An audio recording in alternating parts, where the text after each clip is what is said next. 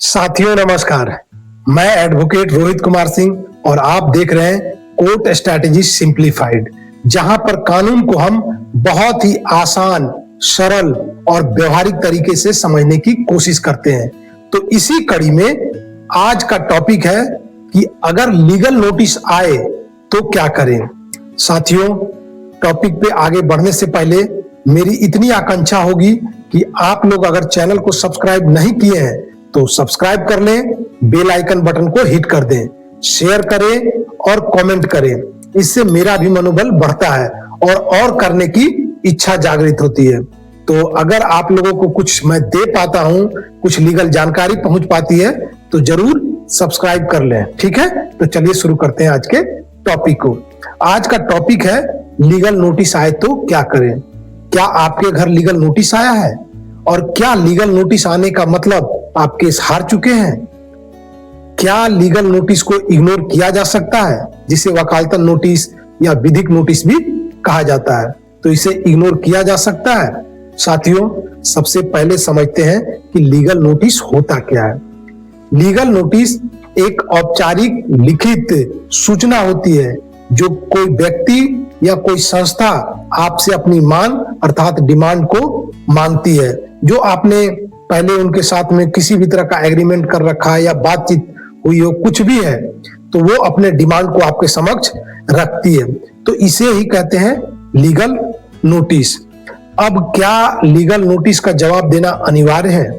देखो साथियों, कुछ मामलों में कभी कभी लीगल नोटिस का उत्तर देना अनिवार्य नहीं है। वो कब? मानो आपके पास में लीगल नोटिस आया, पैसे की डिमांड है और आपने पूरी कर दी बात करके, तो फिर जवाब देने की कोई आवश्यकता नहीं है। हाँ, आपने पूरी कर दी, उस पे आप एक एग्रीमेंट बना सकते हैं कि हाँ भैया, हमने आपको इतने पैसे जो बाकी थे वो दे दिए, और भी जो भी कंडीशन से आपके रहे हो।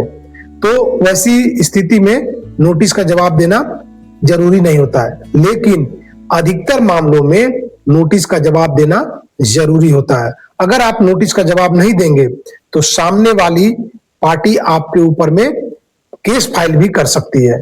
तो इसलिए नोटिस का जवाब देना जरूरी होता है।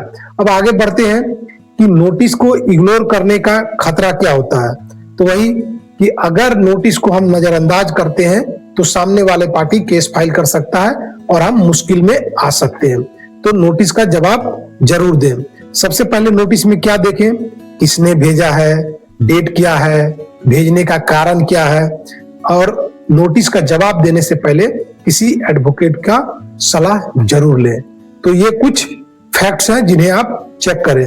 फिर इसमें कुछ कॉमन मिस्टेक्स होते हैं। क्या होते हैं वो कॉमन मिस्टेक? ज्यादातर हर केसों में ये चीजें देखने को मिलती है।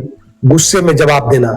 मानो किसी ने आपके ऊपर नोटिस कर दिया तो आप तिलमिला उठे, आप गुस्से में आ गए, तो बिल्कुल भी गुस्से में आने की आवश्यकता नहीं है। दूसरा, फोन करके बहस करना शुरू करते हैं, उससे कुछ होना जाना नहीं है, इसलिए बहस बिल्कुल ना करें, अपनी शांति को बनाए रखें। फिर है गुस्से में नोटिस को फाड़ देना। तो उसने तो नोटिस भेज दिया, उसके पास में उसका एविडेंस भी है कि हमने भेज दिया, आप गुस्से में नोटिस फाड़ देते हैं। तो इसमें घाटा किसकी है, उसकी है या आपकी? तो इसलिए गुस्से में नोटिस को ना फाड़े। देखा यह जाता है अमूमन कि अगर नोटिस का जवाब सही तरीके से और सही बातों को रखा जाए तो फिर केस आगे फाइल नहीं होती और यहीं पर डील हो जाता है। तो नोटिस का जवाब भी देना जरूरी है, नोटिस को पढ़ना भी जरूरी है, और गुस्से में जवाब नहीं देना है, दिमाग को शांत रख करके उसका जवाब देना है। तो आई होप आप लोग समझ पा रहे होंगे। और यदि आपके पास भी कोई लीगल नोटिस आया है और आप किसी भी तरह का किसी भी मामले में सलाह चाहते हैं और मुझसे बात करना चाहते हैं, तो डिस्क्रिप्शन में दिए गए नंबर पर मैसेज करके आप मुझसे बात कर सकते हैं अपॉइंटमेंट लेने के बाद। और ऐसे ही लीगल जानकारी के लिए चैनल पर आप लोग बने रहिए। फिर मैं कह रहा हूं कि अगर सब्सक्राइब नहीं किया है तो सब्सक्राइब कर लें और दोस्तों तक जरूर शेयर करें। और अगर कुछ और जानने की इच्छा है तो वह भी कमेंट करें, क्योंकि संवाद दोनों तरफ से होने चाहिए। तो फिर मिलते हैं लीगल जानकारी के साथ। तब तक के लिए जय हिंद, भारत माता की जय।